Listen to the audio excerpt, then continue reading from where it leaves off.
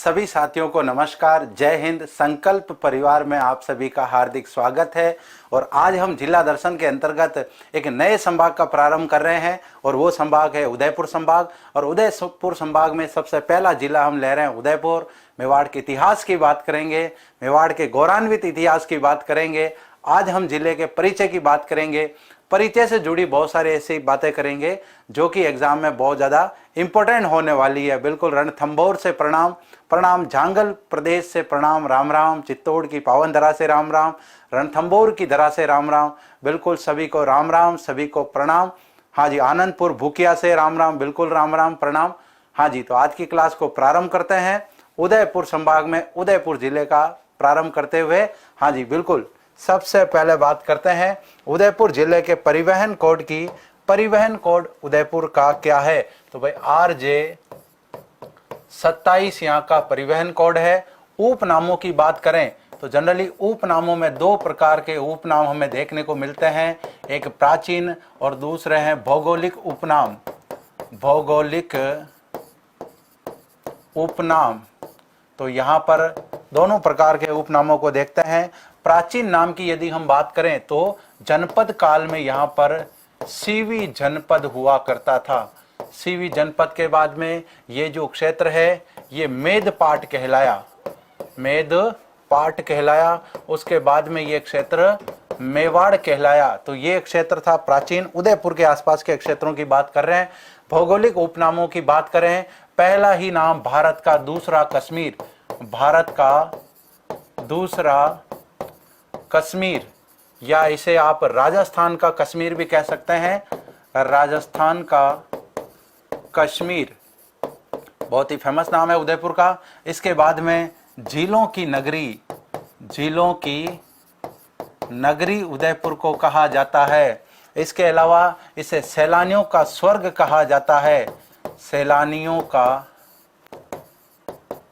स्वर्ग इसे कहा जाता है। भाई यहाँ पर पर्यटक बहुत आते हैं, इस वजह से इसे सैलानियों का स्वर्ग कहा जाता है। इसके अलावा इसे फाउंटेन वे माउंटेन का शहर, फाउंटेन वे माउंटेन का शहर। अब यहाँ पर कंफ्यूज नहीं होना है, फाउंटेन क्या होता है? फाउंटेन का मतलब फव्वारे होते हैं। माउंटेन क्या होता है? माउंटेन का मतलब पहाड़ होता है। यदि सीधा प्रश्न पूछा जाए राजस्थान में पहाड़ों की नगरी किसे कहते हैं, तो वहां पर उदयपुर नहीं होके ऑप्शन हो जाएगा डूंगरपुर। और लेकिन यदि कंबाइंड पूछा जाए कि फव्वारों की नगरी किसे कहते हैं, उसके साथ में पहाड़ों की नगरी भी आ जाए, तो वहां पर आपको ऑप्शन क्या आंसर देना है? जी बिल्कुल, मैं आप सभी साथियों के कमेंट देख पा रहा हूं, बिल्कुल सभी के आंसर आ रहे हैं। फाउंटेन एंड माउंटेन, राजस्थान का कश्मीर, बिल्कुल सभी का आंसर देख पा रहा हूं, बहुत बढ़िया। हाँ जी, इसके अलावा फाउंटेन वे माउंटेन का शहर। इसके अलावा यदि हम बात करें, भारत का कश्मीर हो गया, राजस्थान का कश्मीर हो गया, जिलों की नगरी, इसे पूर्व का वेनिस भी कहते हैं, पूर्व का वेनिस भी इसे कहा जाता है। तो ये प्रमुख प्रमुख नाम, और एक सबसे इंपॉर्टेंट जो नाम था वो झीलों की नगरी हो गया है, सैलानियों का स्वर्ग हो गया है, फाउंटेन माउंटेन का शहर हो गया है, बिल्कुल। और इसे राजस्थान का रत्न भी कहते हैं, राजस्थान का रत्न शहर, है ना। रत्न नगरी की बात करें तो रत्न नगरी जयपुर को कहते हैं। हीरे जवाहरात जो है जयपुर के प्रसिद्ध हैं, लेकिन यदि राजस्थान की रत्न नगरी की बात करें तो वो किसे कहा जाता है? वो कहा जाता है उदयपुर को। बिल्कुल सभी साथियों के कमेंट आ रहे हैं। पूर्व का वेनिस, बहुत बढ़िया। जिला शुभंकर आंसर आ रहा है। कब्र बिज्जू, बहुत बढ़िया। हाँ जी, तो यहाँ पर हम बात करते हैं कब्र बिज्जू। कब्र बिज्जू क्या होता है? कब्र बिज्जू का मतलब ये एक ऐसा प्राणी होता है, ऐसा जीव होता है जो खड्डा करता रहता है, कब्र खोदता रहता है, इस प्रकार से। और अपने हिसाब से कह सकते हैं कि मतलब जैसे एक जऊ कांटा नामक एक ऐसा जीव होता है, चूहे से थोड़ा बड़ा जीव होता है, जिसके पूरे शरीर के ऊपर कांटे कांटे लगे होते हैं, उससे बिल्कुल सिमिलरता रखता है ये जीव कब्र बिज्जू। उदयपुर का बिल्कुल ये शुभंकर है, बिल्कुल व्हाइट सिटी भी कहते हैं उदयपुर को, सही है। हाँ जी, तो बहुत बढ़िया, कब्र बिज्जू की बात हुई। क्षेत्रफल की बात करें तो लगभग इसका क्षेत्रफल जो है 13,419 वर्ग किलोमीटर यहाँ का क्षेत्रफल है। और इसमें भी हम इस क्षेत्रफल की विशेषता की बात करें तो इस क्षेत्रफल में धैर्यावद का क्षेत्रफल भी शामिल है, धैर्यावद सहित। अब यहाँ पर हम बात करें 2008 के अंदर जब प्रतापगढ़ जिले का गठन किया गया, उसमें उदयपुर का भी एक क्षेत्र लिया गया था जिसका नाम है धैर्यावद, और इसी धैर्यावद क्षेत्र में सीता माता अभयारण्य का कुछ क्षेत्र आता था। अब वर्तमान में यदि हम उदयपुर जिले की बात करें, इसमें सीता माता अभयारण्य का क्षेत्र नहीं आता है। अब धैर्यावद जो है वो भले ही प्रतापगढ़ जिले में शामिल कर लिया है, लेकिन फिर भी इसका क्षेत्रफल जो है सरकार के द्वारा अभी तक इसके कोई आंकड़े अलग से जारी नहीं किए हैं। जैसे कि चित्तौड़गढ़ का जो क्षेत्रफल है उसमें से प्रतापगढ़ का क्षेत्र अलग होने के बाद भी प्रतापगढ़ जिले का अपना एक क्षेत्रफल बता दिया गया है, लेकिन चित्तौड़ से उस क्षेत्रफल को माइनस नहीं किया है जो क्षेत्रफल चित्तौड़ से टूट करके प्रतापगढ़ में चला गया था। बिल्कुल, तो यहां पर हम बात करें धैर्यावद सहित जो इसका क्षेत्रफल है वो क्षेत्रफल कितना है, वो क्षेत्रफल है 13,419 वर्ग किलोमीटर। आज मैंने वैक्सीन लगवा ली, मतलब आपने जंग जीत ली, ये मान लो, है ना, धमाका कर दिया आपने। तो इसके बाद में हम जनसंख्या की बात करें तो यहां पर जनसंख्या जो है 30.68 लाख यहाँ की जनसंख्या है। कई बार इस प्रकार से भी प्रश्न आ जाता है, राजस्थान में इतने ऐसे कितने जिले हैं जिनकी जनसंख्या 10 लाख से अधिक है। देखो, दो प्रश्न होते हैं, एक तो शहर के बारे में पूछा जाता है कि राजस्थान के ऐसे कितने शहर हैं जिनकी जनसंख्या 10 लाख से अधिक है। तो हम सभी जानते हैं जहां पर नगर निगम अधिकतर हैं वो लगभग ही बड़ी जनसंख्या वाले शहर माने जाते हैं। उसके अलावा बहुत सारे ऐसे जिले हैं जिनकी जनसंख्या है वो 10 लाख से कम है। जैसे जैसलमेर की बात करें, जैसलमेर में 6.69 लाख जनसंख्या है जो कि राज्य में सबसे कम है। बिल्कुल, हाँ जी, लिंगानुपात भी आंसर आ रहा है 958, बहुत बढ़िया। 30.68 लाख यहाँ पर आंसर आ रहा है। साक्षरता का भी आंसर आ रहा है 61.8%, बहुत बढ़िया। साक्षरता की यहाँ पर हम बात करते हैं 61.8% यहाँ की साक्षरता है। लिंगानुपात है यहाँ का 958। यहाँ पर 958 बात करें तो यहाँ पर 1000 पुरुषों पर जो महिलाओं की संख्या है वो संख्या है 958, जबकि 61.8% जो है वो यहाँ की क्या है, साक्षरता है। बिल्कुल, मैं आप सभी साथियों के कमेंट देख पा रहा हूं, बहुत बढ़िया आंसर आ रहा है सभी साथियों का, बहुत बढ़िया। हाँ जी, अब नए आंकड़े जब जनसंख्या के आएंगे तब आपको नए जनसंख्या के आंकड़े भी बताएंगे। अभी तो ये पुराने आंकड़े हैं 2011 के अनुसार। जनगणना की बात करें तो 242 व्यक्ति प्रति वर्ग किलोमीटर जो है वो यहाँ का जनसंख्या घनत्व है। अब मामला आ जाता है तहसीलों का, तो भाई तहसीलों की बात हम यहाँ पर करते हैं। मैप में आपको दे रखा है तहसीलें गोगुंदा, कोटड़ा, जाडोल, यहाँ पर मावली, वल्लभनगर, लसाड़िया, सलूम्बर, सरड़ा, ऋषभदेव और खेरवाड़ा, और यहाँ पर एक है गिरवा। अब यहाँ पर हम बात करते हैं कुल तहसीलें कितनी है। इस उदयपुर जिले में सबसे पहली तहसील लेते हैं हम गिरवा, इसके बाद में लेते हैं हम गोगुंदा, गोगुंदा के बाद में ले लेते हैं जाडोल, जाडोल के बाद सलूम्बर, सलूम्बर के बाद मावली, मावली के बाद में ऋषभदेव, मावली के बाद में ऋषभदेव, और अब यहां पर हम नीचे से लेना शुरू करते हैं खेरवाड़ा, खेरवाड़ा, सरड़ा,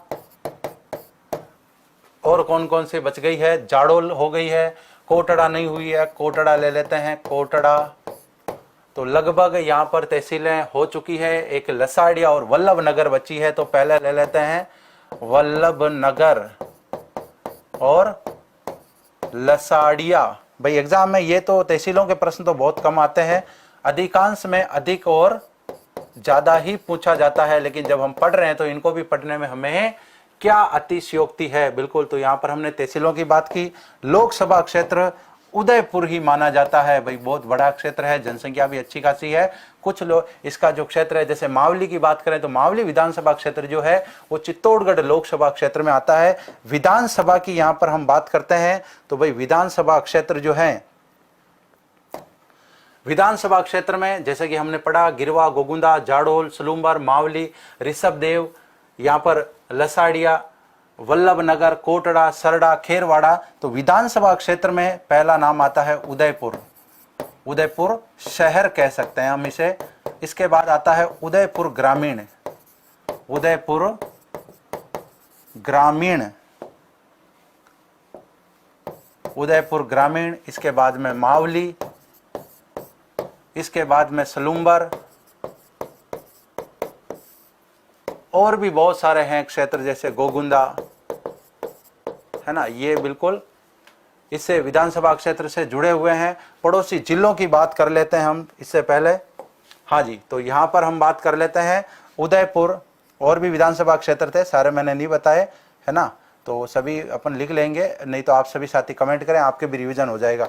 तो यहाँ पर हम बात कर रहे हैं उदयपुर जो जिला है, इसमें सीमावर्ती जिले में पहला जिला आता है सिरोही, दूसरा पाली, तीसरा राजसमंद, चौथा चित्तौड़गढ़, पांचवा प्रतापगढ़ और छठा ये डूंगरपुर। मतलब बांसवाड़ा की सीमा इसके साथ नहीं लगती है, भिलवाड़ा की भी सीमा इसके साथ नहीं लगती है, लेकिन यहाँ पर पाली की सीमा इसके साथ लगती है। तो यहाँ पर क्लियर है, मैप के माध्यम से हमने देखा। पड़ोसी जिलों में पहला जिला लेते हैं हम सिरोही, पहला जिला सिरोही, इसके बाद में पाली, इसके बाद में राजसमंद, इसके बाद में राजसमंद, राजसमंद के बाद में चित्तौड़गढ़, चित्तौड़गढ़, इसके बाद में प्रतापगढ़, प्रतापगढ़ के बाद डूंगरपुर। तो यहाँ पर ये सभी जिले हैं जो इस जिले के साथ में सीमा बनाते हैं, मतलब इसके क्या है, पड़ोसी जिले हैं। जी बिल्कुल, वल्लभनगर से भी प्रणाम, प्रणाम भाई। पड़ोसी देश की बात करें, इसका कोई पड़ोसी देश नहीं है। पड़ोसी राज्य की बात कर लेते हैं कि इस जिले का पड़ोसी राज्य कौन सा है। गुजरात इसका पड़ोसी राज्य है, गुजरात जो है वो इस जिले का पड़ोसी राज्य है। तो नेक्स्ट बात करते हैं, मैप के माध्यम से हमने समझा उदयपुर के सीमावर्ती जिलों की संख्या कितनी है। पड़ोसी जिलों में और सीमावर्ती जिलों में थोड़ा सा अंतर होता है, ये भी ध्यान रखें। एग्जाम में जब प्रश्न पूछ लिया जाए तो वहां पर अपने को ध्यान रखना है। प्रमुख नदियों की हम बात करते हैं। पहली नदी का नाम आता है गोमती, इसके बाद में मानसी वाकल, मानसी वाकल, इसके बाद में आयड़, आयड़ जिसे हम क्या कहते हैं, बेड़च भी कहते हैं। तो यहाँ पर गोमती एक प्रमुख नदी है, मानसी वाकल भी एक प्रमुख नदी है, आयड़ बेड़च भी यहाँ पर एक प्रमुख नदी है। इसके अलावा हम यहाँ पर बात करते हैं सोम नदी, और इसके बाद साबरमती नदी, है ना। ये वही गुजरात में जो फेमस है साबरमती, यही नदी है। सागरमती की यदि हम बात करें, सागरमती लूणी नदी का एक अन्य उपनाम है, जबकि साबरमती नदी अलग है, सागरमती अलग है। सागरमती लूणी को कहते हैं, साबरमती साबरमती को ही कहते हैं, जो कि इसका अधिकांश प्रवाह क्षेत्र जो है वो गुजरात में है, इसलिए यह फेमस है। बिल्कुल, हाँ जी, सभी साथियों के कमेंट आ रहे हैं कि लकीरें हाथों में नहीं होती, उनको बनाना पड़ता है, और मेहनत करने वालों की किस्मत कभी खाली नहीं होती। ये बात भी बहुत बढ़िया है कि जो कर्म करना जानता है, लकीरें नसीब में नहीं उसकी हाथों में होती है, मतलब उसकी तकदीर जो है इंसान के हाथ में है। बिल गेट्स एक प्रसिद्ध उद्योगपति हैं, दुनिया के सबसे जाने माने व्यक्तित्व हैं। उन्होंने एक बात कही थी कि यदि आप गरीब पैदा हुए हो इसमें आपकी गलती नहीं है, लेकिन अगर आप गरीब मर जाते हो इसमें सिर्फ और सिर्फ आप ही की गलती है। ये वही बात है कि भगवान सभी को भूखा उठा सकता है, लेकिन अगर भूखा सुला दिया तो उसमें भगवान का कोई दोष नहीं, उसमें आप ही की गलती है। यदि 12 घंटे आप मूवमेंट करते हो और उस मूवमेंट में अगर आप अपना सम्मानजनक रूप से पेट ही नहीं भर पाए, तो इस देश का क्या, इस दुनिया का इससे बड़ा कोई दुर्भाग्य नहीं हो सकता। बिल्कुल सभी साथियों का कमेंट आ रहा है, बहुत बढ़िया। चित्तौड़गढ़ के सांसद सीपी जोशी जी हैं, है ना। डॉक्टर सीपी जोशी जी अलग हैं, डॉक्टर सीपी जी जोशी विधानसभा अध्यक्ष हैं जो नाथद्वारा सीट से विधायक हैं, जबकि चित्तौड़ के चंद्र प्रकाश जोशी जिन्हें सीपी जोशी भी कहते हैं वो अभी वर्तमान में सांसद है। हाँ जी, उदयपुर के सांसद कौन है इसका कमेंट करें। हाँ जी, तो गोमती नदी मानसी वाकल, आयड़, सोम, साबरमती, इसमें ये गोमती जो है ना, ये बड़ी वाली गोमती है। अभी प्रश्न आएगा, कंफ्यूज होंगे आप, जब जय समंद झील की बात करेंगे तो वहां पर आएगा कि महाराणा जय सिंह जी ने इस गोमती नदी को रोककर यहाँ पर जय समंद झील का निर्माण करवाया। दूसरी बात, महाराणा राज सिंह जी की जब बात होगी तो उनके बारे में भी आएगा, उन्होंने गोमती नदी को रोक करके वहां पर राजसमंद झील का निर्माण करवाया। तो कंफ्यूजन कि भाई दोनों जिलों में गोमती नदी बहती है तो उद्गम कहां से होता है, तो यहाँ पर दोनों झील जो नदियां हैं वो अलग हैं, दोनों जिले अलग हैं, दोनों को बनाने वाले शासक अलग हैं और दोनों के बहने के जिले भी अलग हैं। बिल्कुल क्लियर है यहाँ पर? हाँ जी, हाँ तो क्लियर है। यहाँ पर झील जलाशय की यहाँ पर बात करते हैं तो जनरली यहाँ पर बांधों के नाम कम आते हैं, सबसे ज्यादा प्रसिद्ध जो है वो है यहाँ की झीलें। झीलों में सबसे पहला ही नाम आता है जय समंद।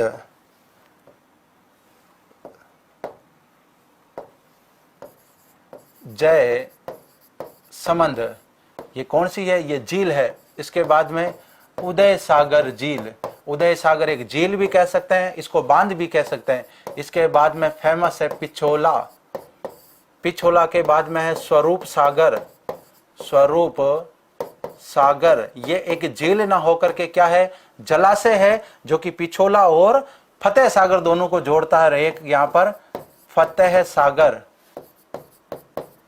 फतेह सागर, तो ये यहाँ पर जयसमंद एक प्रमुख झील है, उदय सागर भी है, पिछोला भी है, स्वरूप सागर भी है और फतेह सागर भी है। यहाँ पर ये स्थित प्रमुख क्या है? प्रमुख झीलें हैं। अब यहाँ पर हम बात करते हैं परिवहन कोड, परिवहन की, तो यहाँ पर एक तो आता है NH 8, पहले आ जाता है NH 8 व 76। अब ये तो है पुराने नाम। अब आपको बताना है नए नाम कि भाई यहाँ पर नए जो राष्ट्रीय राजमार्ग हैं उनके क्या क्या नाम हैं। राष्ट्रीय राजमार्ग 8 जो था ये पहले दिल्ली से गुजरात की तरफ जाता था और 76 जो है ये पिंडवाड़ा से लेकर इलाहाबाद की तरफ, मतलब ये मध्य प्रदेश होता हुआ उदयपुर से चित्तौड़, कोटा, बूंदी इस तरफ होके ये जो जाता है कोटा, बारा इस तरफ।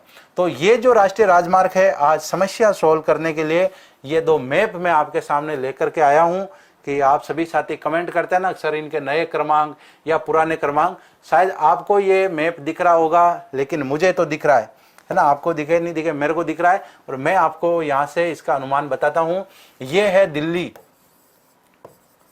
ये कौन सा क्षेत्र है? ये दिल्ली है और दिल्ली से देखो ये एक राष्ट्रीय राजमार्ग आ रहा है, ये आ गया है राजधानी राजस्थान की जयपुर, यहाँ से ये आ रहा है किशनगढ़, इसके बाद में ये इधर राजसमंद होते हुए कहाँ गया? ये उदयपुर में आ गया। अब इसके बाद में हम 76 NH की बात करते हैं तो ये 76 NH जो है ये देखो यहाँ पर है। अब इसकी लोकेशन अपन ट्रेस करते हैं, ये कहाँ पर है? तो ये 76 जो है ये कहाँ तक जा रहा है? ये पिंडवाड़ा तक जा रहा है। पिंडवाड़ा के बाद ये क्या होता है? खत्म हो जाता है। एक यहाँ पर ब्यावर से एक राष्ट्रीय राजमार्ग जिसका नाम है NH 14, ये वापस पाली मारवाड़ जंक्शन इधर फालना होते हुए इधर वापस किधर आ जाता है? पिंडवाड़ा आ जाता है। पिंडवाड़ा से ये वापस सिरोही की तरफ से होके ये गुजरात की तरफ चला जाता है। तो इसका तो हमारे यहाँ पर कोई लेना देना है नहीं। अब यहाँ पर दो जो है राष्ट्रीय राजमार्ग जो सबसे ज्यादा इंपॉर्टेंट है, एक राष्ट्रीय राजमार्ग जो कि किशनगढ़ से इधर सीधा नसीराबाद, यदि कोई व्यक्ति जयपुर से आ रहा है और उसको मान लो अजमेर नहीं जाना है, अजमेर से उसका कोई काम नहीं है, उसको सीधा मान लो उदयपुर आना है, तो वो वहां से नसीराबाद से मतलब किशनगढ़ से सीधा नसीराबाद भी आ सकता है, या फिर वो यहाँ से किशनगढ़ से सीधा ब्यावर, ब्यावर से इधर आपके मतलब कैसे भीम और ये जो क्षेत्र है इस तरफ से सीधा उदयपुर आ सकता है। अब ये जो राष्ट्रीय राजमार्ग है इस तरफ अब अपने को इस राष्ट्रीय राजमार्ग को क्या करना है? देखना है। तो यहाँ पर ये वाला राष्ट्रीय राजमार्ग बिल्कुल क्लियर दिख रहा है, कोई दिक्कत नहीं है? हाँ जी, तो यहाँ पर ये राष्ट्रीय राजमार्ग ये आ गया उदयपुर। और इसके बाद में हम बात करते हैं दिल्ली, ये हमारी दिल्ली, दिल्ली से ये राष्ट्रीय राजमार्ग यहाँ पर आ रहा है, ये जयपुर में आ गया है, ये किशनगढ़ में आ गया है और यहाँ से ये वापस इधर चित्तौड़ होते हुए भी आ रहा है और ये इधर होते हुए भी आ रहा है। अब यहाँ पर कंफ्यूज नहीं होना है, ये राष्ट्रीय राजमार्ग 76 जो है, बधाई देके साथी क्या कमेंट कर रहे हैं? नए राष्ट्रीय राजमार्ग के हिसाब से यहाँ पर कौन सा राष्ट्रीय राजमार्ग होना चाहिए? बिल्कुल, तो यहाँ पर पूर्व राष्ट्रीय राजमार्गों में हमने NH 8 को देखा, NH 76 को देखा और यहाँ पर यदि हम बात करें तो यहाँ पर दो राष्ट्रीय राजमार्ग आ रहे हैं, एक तो राष्ट्रीय राजमार्ग 58 और दूसरा है राष्ट्रीय राजमार्ग 48 मतलब 48। तो यहाँ पर बात कर लेते हैं कि राष्ट्रीय राजमार्ग पहला तो हो गया 58 व 48, मतलब 2 राष्ट्रीय राजमार्गों का यहाँ पर लेना देना है। पहला है 58, अभी हमने बात की कहाँ से कहाँ तक है ये 58 जो है ये जनरली कौन सा वाला है, ये 76 के ऊपर है। और यदि हम 8 की बात करें, दोनों जगह से किशनगढ़ से जो डिवाइडेशन हो रहा है राष्ट्रीय राजमार्गों का, लेकिन पहुंच दोनों कहाँ रहे हैं, बिल्कुल उदयपुर में पहुंच रहे हैं, बिल्कुल सही आंसर है, हाँ जी। नेक्स्ट बात करते हैं मिट्टियों की। यहाँ पर हम बात करें कौन सी मिट्टी जिले में पाई जाती है, पहली बात है लाल लोमी मिट्टी, लाल लोमी मिट्टी व लाल काली मिट्टी, लाल काली मिट्टी या मध्यम लाल काली मिट्टी भी कह सकते हैं, ये भी कहां पर है, उदयपुर जिले में पाई जाती है। जलवायु की यहां पर हम बात करें ना, तो जलवायु यहां पर कौन सी पाई जाती है, समशीतोष्ण। अब ये यहाँ पर शीतोष्ण क्या होती है, तो शीतोष्ण का मतलब होता है शीत प्लस उष्ण बराबर शीतोष्ण, और यहाँ पर समशीतोष्ण का मतलब ये हुआ कि ना तो यहाँ पर ज्यादा गर्मी पड़ती है और ना ही यहाँ पर ज्यादा सर्दी पड़ती है, मतलब मौसम क्या है, स्वास्थ्यप्रद रहता है, लाभदायक रहता है, मीडियम मौसम यहाँ पर रहता है, बिल्कुल। सौर वेधशाला जो है उसकी बात हम जिलों के संदर्भ में करेंगे। हमने उदयपुर जिले को लगभग 6 पार्टों में डिवाइड किया है। पहले पार्ट में हम इसके परिचय और वो कुछ महत्वपूर्ण तथ्य जो कि बाकी के पार्ट में आने वाले नहीं है उनको शामिल करेंगे। इसके बाद में दूसरा इतिहास, मतलब कल महाराणा उदय सिंह जी की बात करेंगे, उनके संपूर्ण जीवन काल की बात करेंगे, क्या घटना घटी, वो चित्तौड़ से उदयपुर आए, उन्होंने उदयपुर नगर की स्थापना की, उनके समय में क्या क्या घटनाएं होती हैं, वो सारी बात करेंगे। उसके बाद पर्यटन स्थलों में एक दिन केवल झीलें पढ़ेंगे, एक दिन केवल मंदिरों को पढ़ेंगे, एक दिन मंदिर और महल को पढ़ेंगे, ऐसा करके सब डिटेल से जब पढ़ेंगे तब आपके ये इस सौर वेधशाला की भी बात करेंगे। बिल्कुल क्लियर है, कोई तथ्य नहीं छोड़ेंगे। समशीतोष्ण जलवायु, इसका मतलब गर्मी कम व सर्दी भी कम, और ये समशीतोष्ण का मतलब पर्यटन के लिए जो मौसम है ना, बढ़िया। 12 महीने अगर आप उदयपुर में जाओगे तो आपको वहां इतनी गर्मी नहीं लगेगी जितनी गर्मी अपने पश्चिमी राजस्थान में पड़ती है। अभी यहाँ पर बात करें बीकानेर, जैसलमेर, जोधपुर, बाड़मेर, भाई साहब दबा के गर्मी पड़ रही है, जबरदस्त गर्मी पड़ रही है। लेकिन यदि उदयपुर में बात करें, चूंकि इतनी झीलें जब शहर में हैं, आसपास में हैं, हरियाली भी बहुत है और काफी लंबाई चौड़ाई में फैला हुआ है, पहाड़ी क्षेत्र है, वहां पर इतनी गर्मी नहीं पड़ती है। फलोदी से राम राम आ रहा है, बिल्कुल राम राम भाई आपको। वनस्पति की बात कर लेते हैं। वनस्पति यहां पर कौन सी पाई जाती है, अब वनस्पति कहां पाई जाएगी, वनों में पाई जाएगी। और यदि वनस्पति की हम बात करते हैं तो राज्य में सबसे ज्यादा वन क्षेत्र जो है, राज्य में सर्वाधिक वन क्षेत्र वाला जिला, वन क्षेत्र वाला जिला, यदि हम जिले की बात करें, यहाँ पर 36.66% क्या है, वन है। और यहाँ पर वनों में प्रमुख रूप से कौन कौन से अभयारण्य क्षेत्र हैं उनकी बात कर लेते हैं। पहला नाम आएगा फुलवारी की नाल, फुलवारी की नाल। इसके बाद में हम बात करते हैं जयसमंद अभयारण्य, जयसमंद अभयारण्य, ये एक जलीय अभयारण्य है जो जयसमंद झील के आसपास है। इसके अलावा यहाँ पर हम बात करते हैं कुंभलगढ़ अभयारण्य, कुंभलगढ़ अभयारण्य, इस अभयारण्य का भी हिस्सा इस जिले में आता है। और एक लास्ट आ जाता है इसमें सज्जनगढ़ अभयारण्य, सज्जनगढ़ अभयारण्य।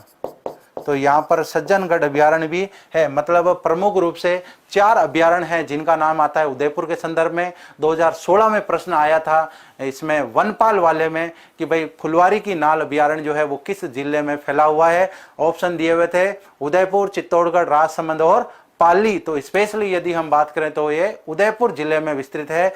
राजस्थान में सबसे ज्यादा वन, राजस्थान में वन 9.57% है, बिल्कुल 33% होना अनिवार्य है। सबसे ज्यादा वन उदयपुर में है, कितने प्रतिशत है, 36.66% है। यदि हम चूरू जिले के क्षेत्र में वहां के वनों की बात करें 0.44% वन है। अब आप कंपेयर कर सकते हैं कि यहाँ पर कितने वन है और वहां पर कितने वन है। यहाँ पर जितने भी वन क्षेत्र हैं, जैसे फुलवारी की नाल, अब ये क्षेत्र ऐसा है 12 महीने हरा भरा रहता है और यहाँ पर बहुत सारे फूल जो है यहाँ पर इस अभयारण्य क्षेत्र में मिलते हैं। नाम ही क्या पड़ गया, फुलवारी की नाल अभयारण्य। यदि हम जयसमंद अभयारण्य की बात करें तो जयसमंद झील चूंकि बहुत बड़ी झील है, एशिया में सबसे बड़ी कृत्रिम झील जो है हम उसको उपमा देते हैं। राजस्थान में बहुत बड़ी झील है, बहुत बड़े विस्तार में वो फैली हुई है, मतलब आसपास पानी क्षेत्र है तो हरा भरा भी क्षेत्र है। और वहां पर जो क्षेत्र है उस झील का, उसमें कुछ तो महल बने हुए हैं, कुछ रिसोर्ट बने हुए हैं और कुछ क्षेत्र को जलीय जीवों के लिए संरक्षित किया गया है। इस वजह से उसे एक जलीय अभयारण्य की उपमा भी दी गई है। सूरतगढ़ से राम राम आ रहा है, बहुत बहुत धन्यवाद आपको, राम राम। सवाई माधोपुर में भी गर्मी कम पड़ती है, बिल्कुल सही है भाई। हम राजस्थान के यदि दक्षिणी पूर्वी हिस्से की बात करें तो उसमें ऐसे जिले हैं जिनमें बारिश ज्यादा होती है, जैसे झालावाड़, कोटा, चित्तौड़गढ़, बांसवाड़ा। तो भाई वहां पर गर्मी कैसे पड़ेगी? गर्मी देखनी है, जैसलमेर आइए, बाड़मेर आइए, जोधपुर आइए। मैं भी 8-10 साल पहले जैसलमेर आया था, 2-4 बार गया, तब देखा गर्मी कम है। इधर बाड़मेर की तरफ आए, भाई साहब मई और जून महीना तो वास्तव में हम ही जानते हैं। यहाँ के लोगों को तो जनरली थोड़ी आदत हो गई है नेचर के हिसाब से, लेकिन बाहरी व्यक्ति जो है ना, जो नया नया आया है, वास्तव में उसको महसूस होता है कि मैं कहीं नई जगह आया हूँ, मतलब मैं बाड़मेर में आया हूँ, बाड़ाना की धरती से हूँ। ठीक है ना? तो सभी साथी इस बात पर क्लास को लाइक करें, अपने मित्रों के साथ क्लास को शेयर करें, हम जानकारी को आगे बढ़ाते हैं, बिल्कुल बातें करते रहेंगे इसी प्रकार से। वनस्पति की हमने बात कर ली, अब इसके बाद में हम बात करते हैं राष्ट्रीय राजमार्ग की भी हमने बात की, कौन कौन से राष्ट्रीय राजमार्ग यहाँ से गुजरते हैं। अब बात करते हैं उदयपुर से संबंधित, उदयपुर के मैप से क्या क्या प्रश्न बन सकते हैं, इसकी बात हम करने वाले हैं। तो ये मालवी की जगह हो गया मावली, हाँ जी, तो कमेंट करें सब।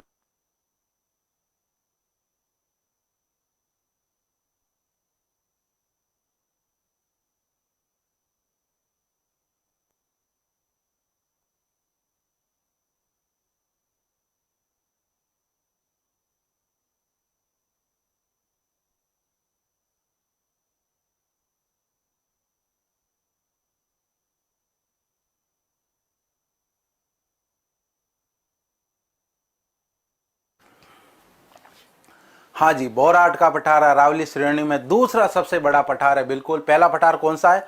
उड़िया का पठार, उसके बाद माउंट आबू का पठार भी है। उदयपुर में कौन कौन से पठार है उसकी बात भी कर लेते हैं। चलो सबसे पहले गोगुंदा को प्रारंभ करते हैं। गोगुंदा से हमारे एग्जाम में क्या क्या प्रश्न बन सकता है?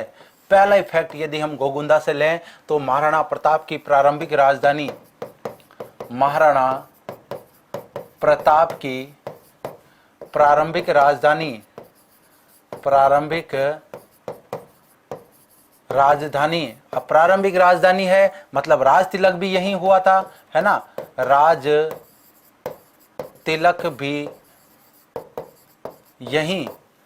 इसके अलावा बात करते हैं महाराणा उदय सिंह है, महाराणा उदय सिंह की छतरी यहीं पर बनी हुई है, छतरी कह दो आप या स्मारक कह दो।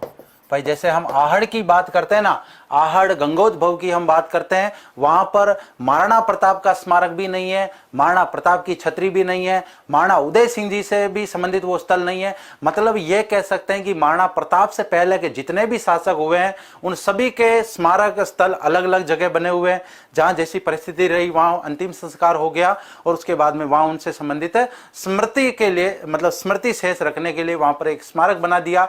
लेकिन महाराणा उदय सिंह जी की हम बात करते हैं, उदय सिंह जी के समय मेवाड़ मुगल संधि, सॉरी उदय सिंह जी के अमर सिंह जी के समय यदि हम बात करें, मेवाड़ मुगल संधि हो जाती है, उदयपुर उनको राजधानी के तौर पर मिल जाता है, उदयपुर व्यवस्थित उनके समय हो जाता है और उनके समय आहड़ या गंगोद्भव नामक जो जगह है उदयपुर में, वो एक प्रकार से शाही शमशान घाट बन जाता है मेवाड़ के महाराणाओं का। अमर सिंह जी के बाद लगभग जितने भी शासक जिनकी अंत्येष्टि होती है वो वहीं पर होती है, बहुत सारी वहां पर छतरियां बनी हुई है, उसकी बात और उसके इतिहास की बात भी हम करेंगे, बिल्कुल। तो यहां पर हमने बात की महाराणा प्रताप की प्रारंभिक राजधानी, एग्जाम में प्रश्न पूछा जा सकता है।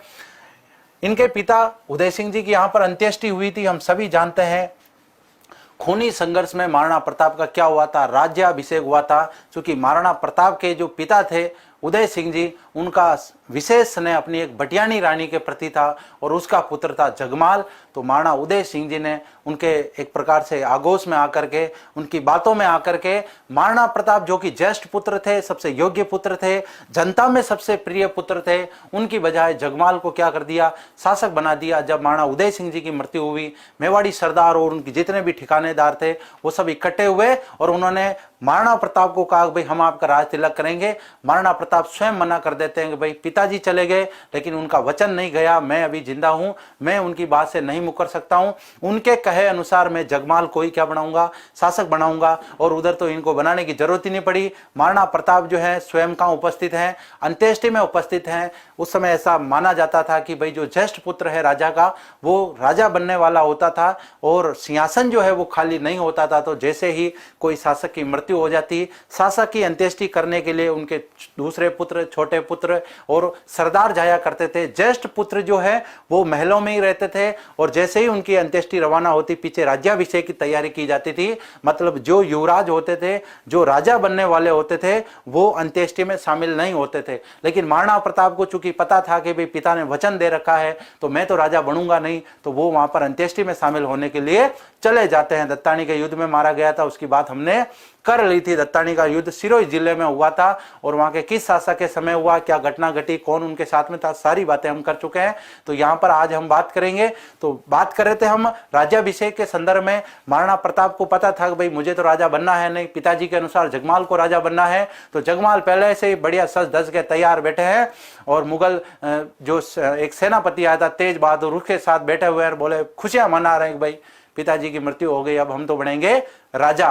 और उधर महाराणा प्रताप जो थे वचन के अनुसार कहां चले जाते हैं, अंत्येष्टि में शामिल होने के लिए चले जाते हैं। तब वहां पर मेवाड़ी सरदार बहुत सारे इकट्ठे होते हैं और वो कहते हैं भले आप अपने वचन पर दृढ़ रहे, लेकिन हमारी हार्दिक इच्छा है कि हम आपको राजा बनाएंगे। मेवाड़ी सरदारों के कहने पर वहां पर बहुत सारे व्यक्ति उपस्थित थे, जिसमें महाराणा प्रताप के नाना सोनगरा शासक वो भी उपस्थित है, महाराणा प्रताप के ससुराल वाले भी उपस्थित है। मतलब मेवाड़ी सरदारों में जो भी जितने दमखम के व्यक्ति रखते थे वो सभी व्यक्ति वहां पर उपस्थित है और उन सभी ने महाराणा प्रताप को जिद करके क्या बना दिया, राज तिलक। तो एक प्रकार से कह सकते हैं एक ही समय में मेवाड़ को दो शासक मिल गए। उधर जगमाल को शासक बना दिया गया। जगमाल की मतलब एक तरीके से कह सकते हैं जगमाल का राज्याभिषेक महलों में हो गया।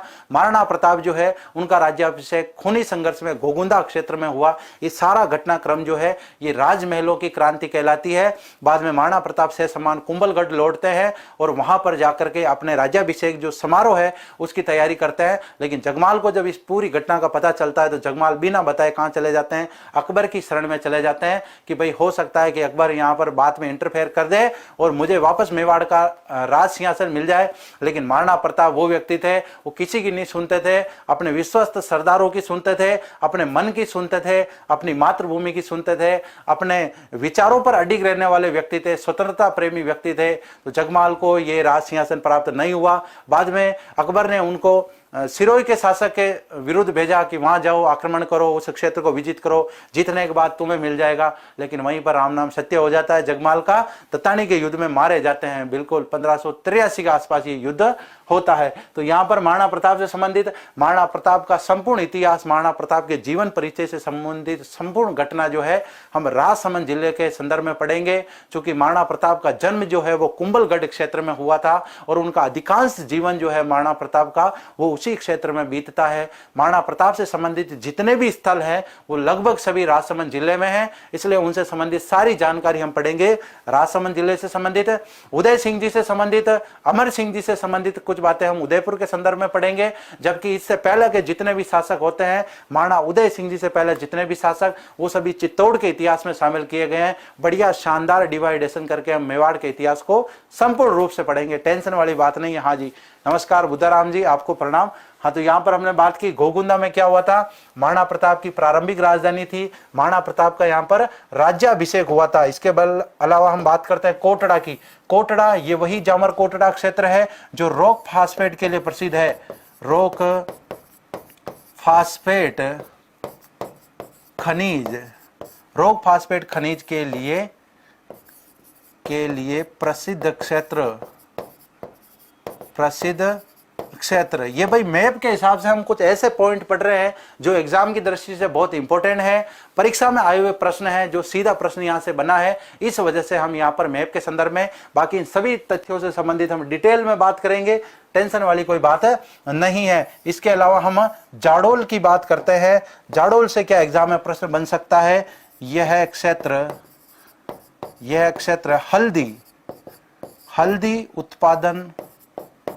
हल्दी उत्पादन के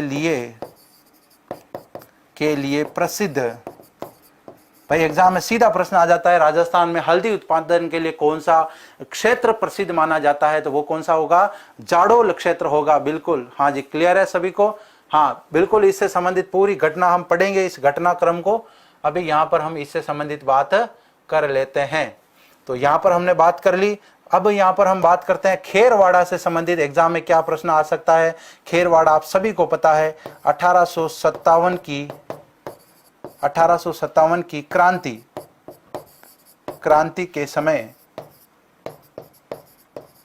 समय सैन्य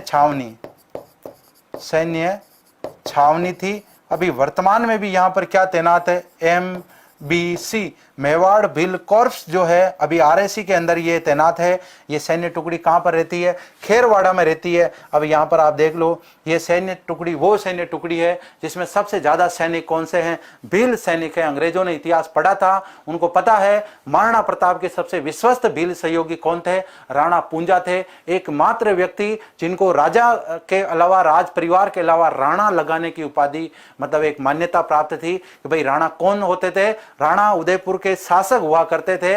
लेकिन एकमात्र व्यक्ति भीलों में, जो भीलों का नेता था, भीलों का लीडर था, राणा पूंजा। राजस्थान पुलिस 2014 में प्रश्न पूछा गया कि राणा पूंजा किस मेवाड़ शासक का विश्वस्त सेनापति था। ऑप्शन में थे राणा कुंभा, महाराणा उदय सिंह जी, इधर राणा लाखा और महाराणा प्रताप। तो इस प्रकार के प्रश्न आए हुए हैं। बिल्कुल, तो यहां पर हमने बात की MBC मतलब मेवाड़ भिल कॉर्प्स की एक सैन्य टुकड़ी जो थी वो यहां पर इस छावनी में रहती थी। वर्तमान में यहां पर RSC की एक बटालियन है और उसी का नाम भी MBC है, इसका अपना एक अलग सिस्टम है। नेक्स्ट बात करते हैं हम ऋषभ देव के बारे में। यहां पर आदिनाथ जी का मंदिर है, आदिनाथ जी, इनको ऋषभ देव के नाम से भी जानते हैं। ऋषभ देव जी का मंदिर, इनको केसरिया जी भी कहा जाता है। इनके मंदिर के बारे में पूरी डिटेल हम पढ़ेंगे, कोई टेंशन वाली बात नहीं है। सलूम्बर की यदि हम बात करें तो मेवाड़ के समय, मेवाड़ रियासत काल की हम बात करते हैं। मेवाड़ रियासत काल में एक प्रमुख ठिकाना, तो यहाँ पर एक प्रमुख ठिकाना हुआ करता था ए श्रेणी का। और यहाँ के शासक रतन सिंह जी चुंडावत, जिनकी पत्नी सहल कंवर जो है, उन्होंने क्या किया था, बलिदान किया था अपनी मातृभूमि के लिए। उन्होंने अपनी गर्दन काट करके दे दी थी। तभी मेघराज मुकुल ने उनके ऊपर एक कविता लिखी, सेनानी, है ना, कि भाई चुंडावत मांगी सेनानी, सिर काट दे दियो सतरानी। ऐसी महिलाएं इतिहास में हमें पढ़ने को मिलती है। बिल्कुल, केसरिया जी कोयल नदी के किनारे हैं, दुलेव गांव में है। बिल्कुल सारी बात करेंगे, टेंशन लेने की कोई जरूरत नहीं है। नेक्स्ट बात करते हैं लसाड़िया से संबंधित हमारे एग्जाम में क्या प्रश्न आ सकता है। तो यहाँ पर लसाड़िया का पठार स्थित है, लसाड़िया का पठार यहाँ पर क्या है, स्थित है। इसके अलावा हम वल्लभ नगर की बात करते हैं। भाई वल्लभ नगर जो है, वल्लभ नगर में क्या है, भैंस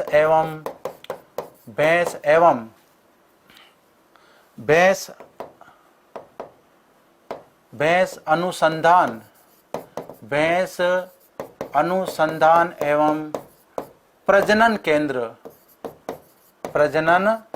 केंद्र यहाँ पर स्थित है। मोस्ट इंपोर्टेंट है, एग्जाम में कई बार पूछा गया है।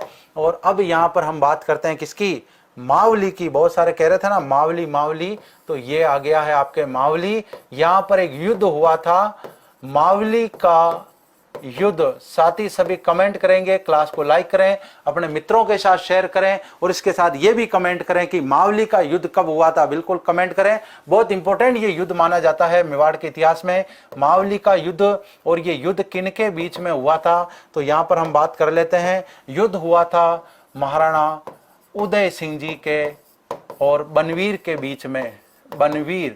बनवीर के बारे में ऐसा कहा जाता है इस युद्ध में बनवीर मारा गया था। बताइए महाबली का युद्ध कब हुआ? मेवाड़ के इतिहास में एक निर्णायक युद्ध माना जाता है और इसी समय महाराणा उदय सिंह जी जो है उनकी सगाई मतलब शादी भी हो जाती है। पहले उनको मेवाड़ी सरदारों को पता ही नहीं चल रहा था, उनको लग रहा था कि बनवीर ने दोनों राजकुमारों को क्या है मार डाला है, उनकी हत्या कर दी है। लेकिन बाद में इस युद्ध के माध्यम से बनवीर को पराजित करते हैं महाराणा उदय सिंह जी और उदय सिंह जी इसके बाद में राज सिंहासन वो संभाल लेते हैं। जी बिल्कुल 1540 में आंसर आ रहा है, कहीं आपको 1537 भी आंसर देखने को मिलता है। 1540 में व्यवस्थित शासक बनते हैं महाराणा उदय सिंह जी। बिल्कुल 2 डेट आती है यहाँ पर, लगभग बहुत सारे इतिहासकार इसे 1537 बताते हैं, बहुत सारे इसे 1540 बताते हैं। एग्जाम में दोनों आ जाए तो 37 सही और एक आ जाए तो आपके हिसाब से आप सही कर देना, कोई दिक्कत नहीं। महाबली का युद्ध 1537 भी आंसर आता है, 40 भी आंसर आता है। 40 जनरली कैसे आता है, बहुत सारे इतिहासकार ये वक्तव्य देते हैं कि उदय सिंह जी बनवीर को मार करके क्या बन जाते हैं, राजा बन जाते हैं। उनका राज्याभिषेक जो है वो 1540 में होता है। 1540 में ही महाराणा प्रताप का जन्म होता है, इस वजह से इतिहासकार 1540 बताते हैं। कुछ इतिहासकार ये कहते हैं कि 1535 में विक्रमादित्य की हत्या हो गई, वहां से महाराणा उदय सिंह जी जो है उनको पन्नादाय बचा के आशा देवपुरा कुंभलगढ़ को सौंप देती है और वहां पर 2 सालों में वो वहां पर सैन्य तैयारी करते हैं। स्वयं इतना बड़ा युद्ध नहीं लड़ते हैं, सेना उनके साथ होकर के युद्ध लड़ती है, लेकिन नेतृत्व वो करते हैं। इस वजह से चूंकि शासक उनको बनना था इसलिए उनको माना जाता है। बिल्कुल 1540 ही पढ़ा है। 1537 भी एक पॉइंट आप नोट कर लेना, एग्जाम में प्रश्न आ जाए अपने मन से आप लगा देना। एक ही ऑप्शन आता है, कभी विवादित, दोनों डेट कभी नहीं आती है। बिल्कुल क्लियर है सभी को? हाँ जी बिल्कुल रेडी। तो यहां पर हमने इस मैप से संबंधित सारी जानकारी ली। अब बात करते हैं यहां पर गौरी नृत्य के बारे में। मेवाड़ की बात करें, उदयपुर की बात करें और गौरी नृत्य की बात ना करें, यह कैसे हो सकता है? बिल्कुल, तो यहां पर हम बात करते हैं सबसे पहले गौरी नृत्य की बात करते हैं। इसे राई के नाम से भी जाना जाता है ना, गौरी, इसको राई कह दो, गौरी कह दो।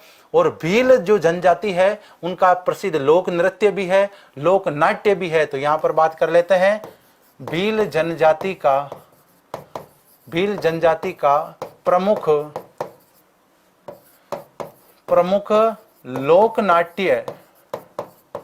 लोक नाट्य या इसको आप कह सकते हैं नृत्य, लोक नाट्य कह दो, लोक नृत्य इसे आप कह सकते हैं। और इसके अलावा हम यदि हम बात करें इसकी कि गौरी नृत्य जो है इसको माणिक्यलाल वर्मा आदिम जाति शोध संस्थान जो है उसने इसको क्या दे रखा है, संरक्षण प्रदान कर रखा है। भाई पहला गौरी नृत्य बड़े स्तर पे मंचित किया जाता था, लेकिन आजकल जो है बड़े बड़े जो खिलाड़ी होते थे इस नृत्य को करने वाले, इस लोक नाट्य को मंचित करने वाले, वो अब इस दुनिया में नहीं रहे। तो कहीं ना कहीं आधुनिकता के दौर में पीछे वाली जो पीढ़ी है वो इसको सही ढंग से प्रेजेंट नहीं कर पा रही है। तो माणिक्यलाल वर्मा आदिम जाति शोध संस्थान ने उदयपुर के कई स्थानों पर इसका मंचन करवाया, बाकायदा इसकी वीडियोग्राफी की गई, अपने चैनल पर अपलोड की गई, ताकि आने वाली पीढ़ी भी इस नृत्य को देख सके, आदिवासियों की जो संस्कृति है वो जिंदा रह सके। अभी आगे हम बात करेंगे इस संस्थान के बारे में। हाँ जी, इसे मेरू नाट्य, नाट्यों का मेरू नाट्य भी कहते हैं, बिल्कुल सही है।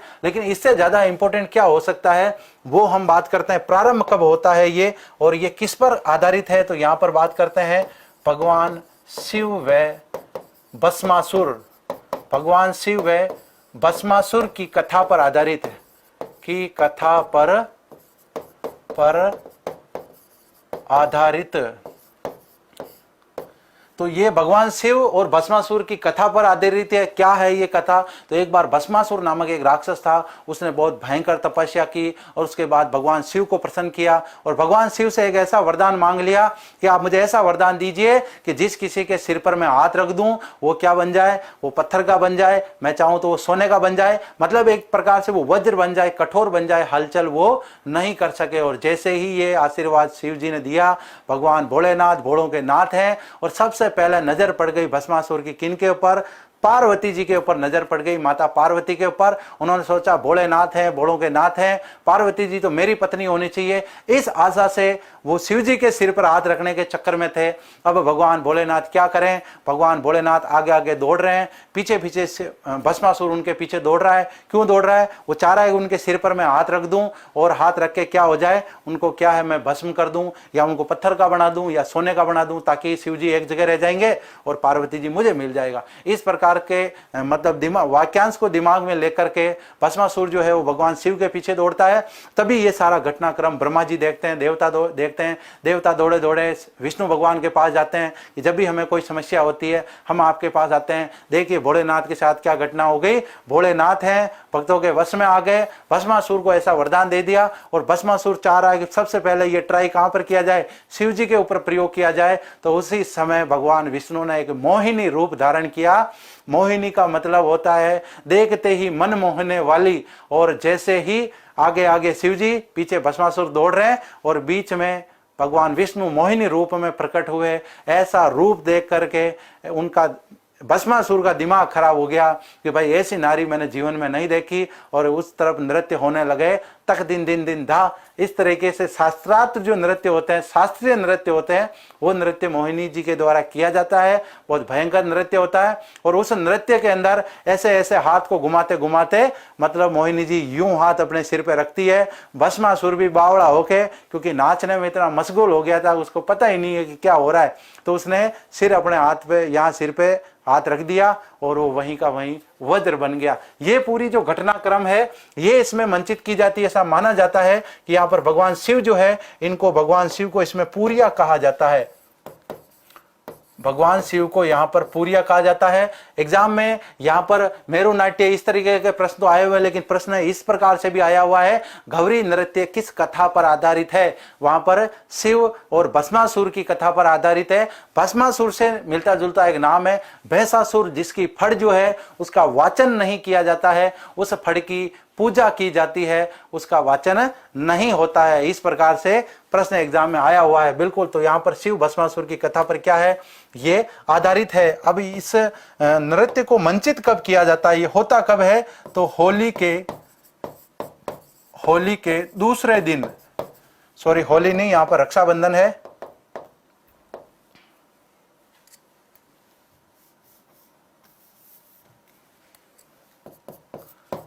रक्षा बंधन के दूसरे दिन से 40 दिनों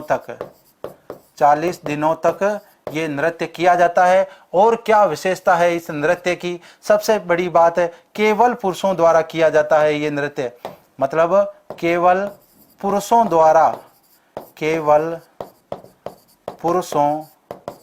द्वारा।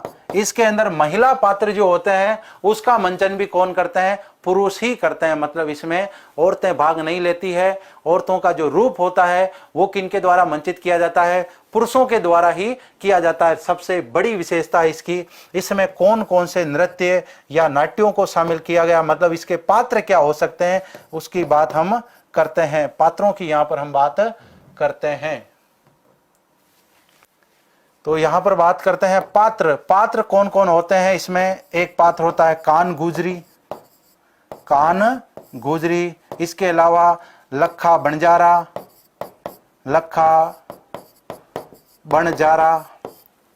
या लखा बणजारी एक ही बात है। लखा बणजारा भी होता है इसमें, लखा बणजारी भी होती है। इसके अलावा मीणा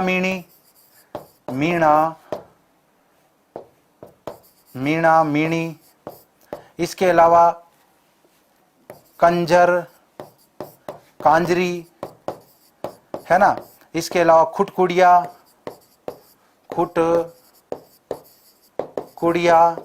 और भी ऐसे बहुत सारे नृत्य होते हैं इसमें, है ना। जैसे एक भंवरमाल पाड़ने का होता है, और एक स्पेशली जो नाम है वो तो हम भूल ही जाते हैं अभी, और वो कौन है? फत्ता फतूड़ी है ना, फत्ता फतूड़ी।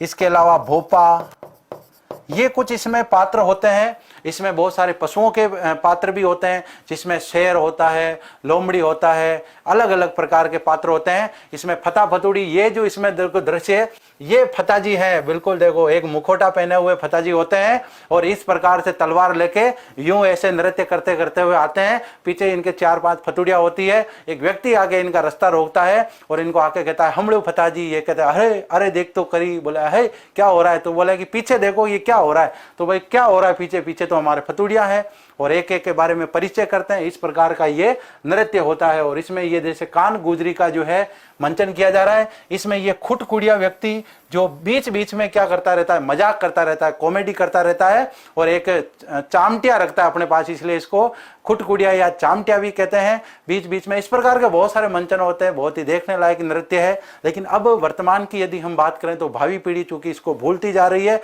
इसीलिए माणिक्यलाल वर्मा आदिम जाति शोध संस्थान ने इसको अलग अलग जगह मंचित करवाया, बाद में इसको रिकॉर्ड किया ताकि भविष्य की धरोहर के रूप में इसको रखा जा सके। बिल्कुल, तो होली नहीं, यहां पर हम बात करें रक्षाबंधन जो है, अब ये स्टार्ट होते हैं इस टाइम को, है ना। जैसे ही रक्षाबंधन होगा उसके बाद में नई फसल जब शुरुआत होती है उस समय ये मंचित किया जाता है। तो ये प्रमुख लोक नृत्य भीलों से संबंधित है। एग्जाम में और भी प्रश्न आते हैं, इसे मेरू नाट्य भी कहा जाता है। इस प्रकार की बहुत सारी बातें। हाँ जी, तो यहाँ पर हम बात कर रहे थे। अब बात कर लेते हैं इस खान के बारे में, जो जावर की खान है। पहली बात, इसका पता किसके समय लगा? राणा लाखा के समय। राणा लाखा के समय इसकी जानकारी मिली। भाई इससे पहले भी यहाँ पर ये खनिज था, लेकिन राणा लाखा जो है इनके बारे में ऐसा कहा जाता है कि इनके समय में मतलब इस खान के बारे में पता चला। और ये चांदी की उस समय बहुत बड़ी खान मानी जाती थी, क्योंकि उस समय सीसा जस्ता एक ऐसी मतलब खनिज था जिसके बारे में उसके वहाँ के लोगों को उस समय परिशोधन करने की सुविधाएं नहीं थी। चांदी में सभी समझते थे, तो इसमें से चांदी वो निकाल लेते थे। बाद में यहाँ पर हम बात कर रहे हैं कि देश आजाद हुआ, बाद में भारत सरकार को पता चला कि यहाँ पर कौन सा खनिज पाया जाता है। यहाँ पर तो चांदी तो पाई जाती ही है, चांदी प्लस सीसा जस्ता प्लस सीसा प्लस जस्ता, और ये दोनों जो है इन दोनों का अयस्क क्या कहलाता है? गैलेना इन दोनों का अयस्क कहलाता है। तो ध्यान रखें, जावर की जो खान है वहां पर चांदी भी निकलती है, वहां पर सीसा भी निकलता है, वहां पर जस्ता भी निकलता है। और यहां से निकालने के बाद में सीसा जो है वो जस्ते से अलग कर लिया जाता है। जस्ते को लेकर के हिंदुस्तान जिंक लिमिटेड देबारी में एक संयंत्र स्थापित किया गया है 1966 में। एक चित्तौड़गढ़ के अंदर चंदेरिया में भी जिंक समेल्टर प्लांट लगाया गया है। सीसा वहां से अलग करके सासाराम बिहार भेज दिया जाता है और चांदी जो है वो यहीं पर परिशोधन होता है। तो जावर की खान की बात करें, एशिया की सबसे बड़ी सीसा जस्ता की खान ये मानी जाती है। एशिया की सबसे बड़ी सीसा जस्ता की खान, सीसा जस्ता की एशिया की सबसे बड़ी सीसा जस्ता की खान, या आप माइंस कह सकते हैं, ये यहां पर है। सीसा जस्ता संयुक्त रूप से निकलता है। डेफिनेट है, जहां पर सीसा जस्ता निकलता है वहां पर चांदी भी निकलती है। इस प्रकार की बिल्कुल मान्यता है। पन्ना धाय के बारे में भी बात करेंगे, उनके इतिहास के बारे में भी बात करेंगे, उदय सिंह जी से संबंधित भी बात करेंगे। कल आने वाला है उनका इतिहास, आज तो पढ़ रहे हैं हम परिचय। तो परिचय में हम क्या बात करेंगे? बिल्कुल जनरल जानकारी इनसे संबंधित हम प्राप्त करने वाले हैं। तो गौरी नृत्य की बात कर ली और जावर की खान की भी हमने यहाँ पर बात कर ली। अब बात करते हैं माणिक्य लाल वर्मा आदिम जाति शोध संस्थान जो है, इसके बारे में। इसका कार्य क्या है? सबसे पहली बात, कार्य क्या है इसका? तो इसका कार्य है आदिवासी समुदाय। और यहां पर जनरली उदयपुर में सबसे ज्यादा जनजाति भील पाई जाती है। तो आदिवासी समुदाय की धार्मिक, आर्थिक, सामाजिक,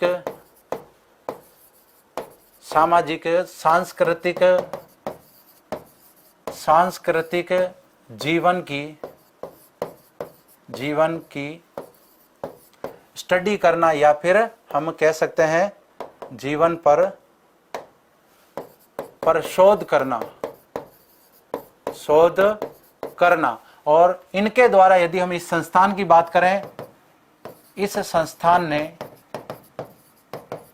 संस्थान ने गौरी नृत्य को संरक्षण दे रखा है। यहां पर गौरी नृत्य की जो अभी हम इतनी बात कर रहे थे, उसको संरक्षण किसने दे रखा है? इस संस्थान ने दे रखा है। बिल्कुल, माणिक्यलाल वर्मा जी का पंछेड़ा गीत भी प्रसिद्ध है। बताइए इसकी स्थापना।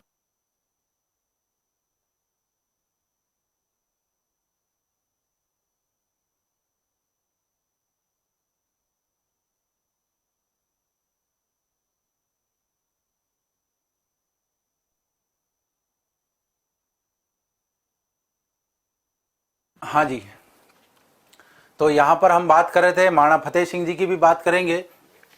इस संस्थान की यदि हम बात करें तो इसकी स्थापना 1964 में होती है और यहां पर 1983 के अंदर यहां पर एक संग्रहालय बनाया जाता है।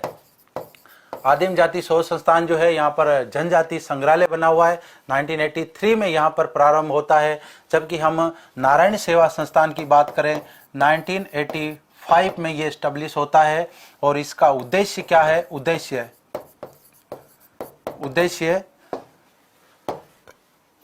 इसका है पोलियो चिकित्सा। तो यहाँ पर एक व्यक्ति है कैलाश जी अग्रवाल, जिनको मानव की उपाधि भी दे रखी है और उनका जीवन जो है वो एक प्रकार से दिव्यांग भाई बहन जो है उनको समर्पित है। या यहाँ पर आप फोटो देख सकते हैं, जितने भी दिव्यांग भाई बहन हैं या दिव्यांग हम यहाँ पर कह सकते हैं, जो भी आते हैं, उनके हाथ पैर जो पैरालाइसिस हो जाता है, उनका ऑपरेशन यहाँ पर निःशुल्क रूप से किया जाता है। लगभग अब तक 75,000 यहाँ पर ऑपरेशन हो चुके हैं। बाद में इन्हीं को स्वरोजगार प्रदान करने के लिए यहाँ पर प्रशिक्षण भी दिया जाता है। एक प्रकार से हम ये कह सकते हैं कि जितने भी दिव्यांग भाई बहन हैं उनके लिए यहाँ पर एक वरदान साबित हुआ है ये संस्थान। उनको स्वरोजगार प्रदान करना, उनके विवाह से संबंधित कार्यक्रम करना, उनको बहुत सारे इंस्ट्रूमेंट प्रदान करना, जिसमें स्पेशली जो 3 पहिए की ट्राईसाइकिल होती है वो इनको दी जाती है। और भी उनके विकास से संबंधित जितने भी कार्य हैं वो इस संस्थान से संबंधित किए जाते हैं। और इनके ओनर कौन है? कैलाश अग्रवाल जी। और इनको क्या नाम दिया है? मानव। इनको मानव की उपाधि दी गई है। मेवाड़ महोत्सव की बात करें, उदयपुर का ये महोत्सव प्रसिद्ध है। उदयपुर का मेवाड़ महोत्सव प्रसिद्ध है। तो ये सारी जानकारी जो थी वो हमने किससे संबंधित ली? उदयपुर जिले के परिचय से संबंधित ली। कल हम बात करेंगे उदयपुर के इतिहास की। उसके बाद में सतत श्रृंखला हमारी चलती रहेगी। जितने भी साथी वीडियो को देख रहे हैं, क्लास को लाइक करें, अपने मित्रों के साथ शेयर करें, यूट्यूब चैनल को सब्सक्राइब करें, टेलीग्राम चैनल को ज्वाइन करें, क्लास को ज़्यादा से ज़्यादा शेयर करें ताकि अपने जो साथी हैं जो नहीं जुड़े हैं वो भी जुड़ के इस क्लास का लाभ ले पाएं। बिल्कुल, तब तक के लिए अनुमति दीजिए। कल मिलते हैं वापस 8 बजे एक नए जोश के साथ, एक नई क्लास के साथ। तब तक जय हिंद, जय भारत।